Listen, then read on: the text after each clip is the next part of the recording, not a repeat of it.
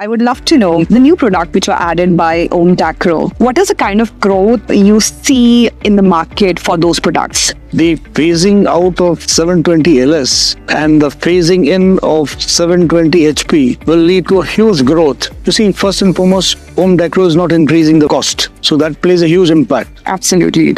The second impact is there from the point of non-hazardous material being used. That is important. And if you see, the other performance parameters are much higher from the scratch to the corrosive resistance is much more. So the impact in the industry, these are the three top things industry want. Absolutely. A huge growth. Absolutely. And when you give it at the same price, At the same price, I mean, makes a lot of value. the market. How do you think digitalization is important for our industry? And how do you think the initiative taken by Aum Dacro will help evolve market better? I would like to state this in about 3 points. At first, Ekansh will be asked by the industry to create another Aum Dacro Digitalization Limited company, because the kind of processes that he is going through, the industry, that is the key point they want to add there. Like today when they showed that what are the things, the few things are that online parameters, online data available, online PDIR results there, online information is all there.